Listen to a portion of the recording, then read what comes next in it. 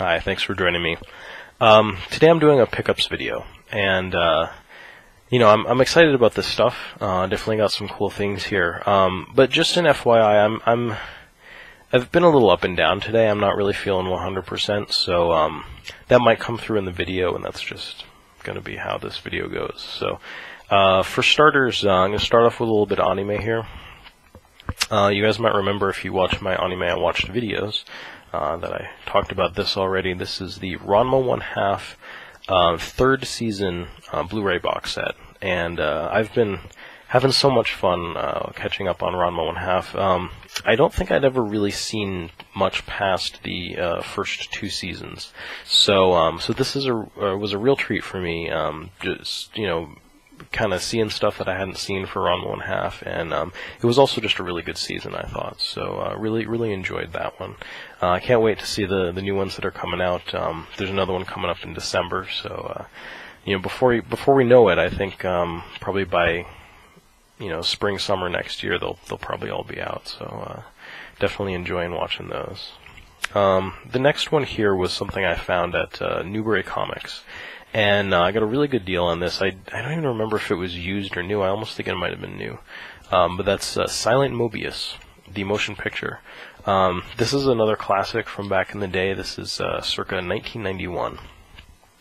And what I remember about this is that it's a movie, and they really I think kind of spared no expense. I haven't seen it again, so I don't know how it holds up, but it's something I remember fondly. It had kind of a cyberpunk sort of Blade Runner feeling to it, and it's a manga by Kia Asami. I actually have the half of the Japanese volumes. But anyway, this is something I'm looking forward to checking out again. It's basically this team of like all-female sort of police officers that seem to be going after these sort of paranormal cases. I think one of the characters at least is kind of like a spirit medium. And there's different characters that kind of have different specialties. So I think this was a little slow, but I really have fond memories of it. So I'm looking forward to checking that one out again. Another one that I have quite fond memories of is Dragon Half. This is one of those ones that I think I'm picking up some things that I can't believe I don't already have in my collection. This is definitely one of them, and I think the impact that this made back in the day is, I don't think it's going to match that now, like, especially if you're kind of watching this for the first time. Well, I don't know, maybe it will. For me, obviously, I've seen this a bunch. I wasn't even planning to watch this when I got it. I was just going to put it on my shelf, but I watched it anyway because it's fun. Basically, you have, as the title suggests, a girl whose father is a human and whose mother is a dragon. So hence the Dragon Half. She's in love with this pop star, basically, and it's just completely goofy. This had a lot of SD character designs, kind of the super deformed. I don't think that's a really popular thing anymore, but back then it was kind of fun and quirky and different, and this was something that kind of introduced that style to me. The characters frequently sort of change in and out of that. It's a little bit unique in that respect, I think, just in general. So very fun OAV series, just 2 OAVs on that. Next up, we've got Tenshi Universe, the complete collection. You guys know I'm a Tenshi fan, and I'm very excited to have this. I remember I used to have this on VHS, but I don't think I ever had the whole thing. I probably only ever had the first 2, 3, maybe 4 VHS tapes. I don't think that I've ever seen the whole thing of this, so really looking forward to checking this out. It comes with a whole bunch of discs here. It's actually pretty heavy. There's a whole bunch of trays there. So anyway, that one will take me a little bit, but I'm sure it will be a joy. Next, moving on to some games here. To start off with, this is I just wanted to share that I like keeping my stuff in good condition, so I picked up some replacement boxes for my Xbox 360 games. Some of them I got at like GameStop or just online from half.com or something that just happened to not be in very good condition. I'll probably put a little example here so you can see kind of a before and after.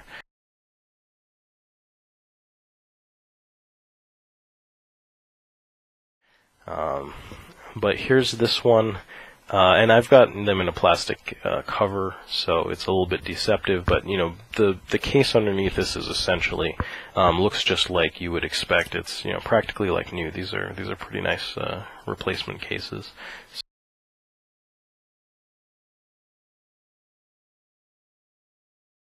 So replaced Dead or Alive Extreme 2. One Hanbara just had a little rip on the back, so I went ahead and replaced that one. We've got Akai Katana. This is the one in that broken, ugly black DVD case. I mean, not that they're ugly, but being a 360 game, it's nice having the actual green case that they're supposed to be in. And I also got a replacement case for Death Smiles, which was the original one was really in bad shape. So this one, has that extra tray on the inside. And I might have actually used the tray from the old one, because that was fine, and just put it into the new case. So just happy to, have that collection looking a little bit nicer, some of those games that looked pretty bad. And next up, I feel like I'm getting back to my roots here a little bit with some Japanese import games, and especially for a system that I really love and really enjoy collecting for. I haven't had a whole lot of opportunities to get new stuff for this because my collection is getting pretty complete, but I noticed that there's a variant of this particular game, Voice Paradise. And I figured, I might as well get the variant because I've never seen that before. So we have this for the PCFX, obviously. We have Voice Paradise, the anime-styled artwork, front and back, and this one has the voice actresses featured prominently front and back there. So I thought that was a pretty interesting kind of strategy that they took with that, sort of highlighting those two different things. Interestingly, the numbers are the same here, but there are some differences, in colors and that sort of thing. So I was really happy to have that. If you guys check, right now I think it's still up. There is a copy of this for sale on eBay. Just pointing this out because they're asking $80 for it. And, whether it's worth that much or not, I spent much less than that on this copy of this. So, just for reference sake, I was definitely able to get a much better deal on that. Next up, another PCFX game here. There are a handful of demo discs that came with magazines for different sort of PC Engine and PCFX magazines that would work on the PCFX. They were specifically demos, and it's a little confusing the way that they do it. But maybe I'll list up here the different ones that you can get. I had to look because I wasn't sure, but I actually was still missing one, and I figured I might as well finish that off. So I got this one here. This is the Super PC Engine Fan Deluxe Special CD-ROM, Volume 2. So I still haven't checked these out at all. I mean, if they have demos, for games that were released, I have them all. But it's still just a cool little thing. I've always considered those kind of part of a PCFX collection. So to have those is just fun for me, and I really want to check that one out and see sort of what people that didn't have a PC, well, I guess they would have had to have had a PCFX, but didn't have all the games back then were maybe checking out when they were reading the magazines and stuff. Next is something for a collection that I haven't been collecting for a lot recently, but I really enjoy it, and I really am proud of it. It's the Japanese Xbox. This was a kind of a holy grail for me for a little while. I really wanted this game for some reason. I guess just because it's sort of maybe the first one of the few romantic adventure games released for the original Xbox in Japan. I just thought it was interesting, and it actually it's Panther software, but it says Microsoft on the back. I think they may have published it themselves, Microsoft. So anyway, I got this game a while ago, but what I found that I thought was really interesting is this. This is a Fun Fan DVD Volume 1, Panther Software Brave Knight. And this, I think, was described as a like a pre-order bonus kind of thing. One of those things that you could get with, from ordering it from a particular store or something like that. So I haven't checked it out, but I'm really looking forward to just taking a look. I think it's got like a drama, sort of like audio drama on it, kind of deal. But I just thought that was a really cool thing that I found. And then just a couple more things here along those lines that I've been wanting to get for quite some time. One of those is Burning Rangers. If you guys saw my, what is a game worth video, I talked about this. It's just something that I've wanted for quite a while, and the U.S. sort of North American version, it's just gotten more and more expensive. And I'm fleshing out my Japanese Saturn collection. So the Saturn versions are really affordable right now, so I just went ahead and bid on that. It's got the spine card and all that good stuff. And this just seems like a cool game. It's I guess sort of a futuristic firefighter simulator kind of. But I mean, I think it's like a lot of those games, sort of Sega games. Has kind of an arcadey feel to it, so I think it's going to be some fun arcade-style gameplay in this sort of 3D future, like firefighting simulator, as it seems pretty fun. And next up is something that I get probably not a lot of people are going to be really familiar with, or maybe all that interested in, but this is one of my early manga experiences.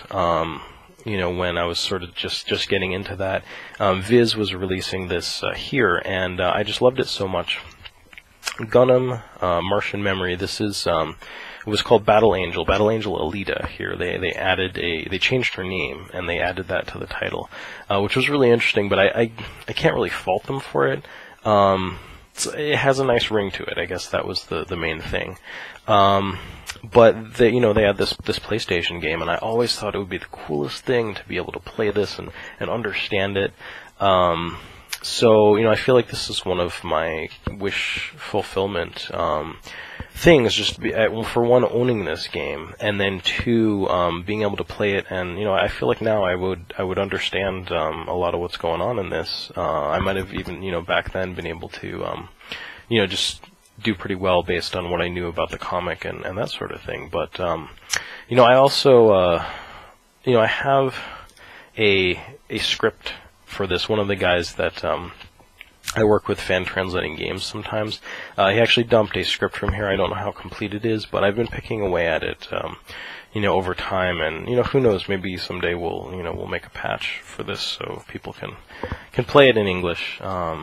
It would be a dream of mine come true, and I'd like to help pass that on to other people when and if I can. But finally, we have, I guess, the big thing, the bit of hardware here. You guys probably saw this coming. The PlayStation TV. I fully intended to have a video about this up before now.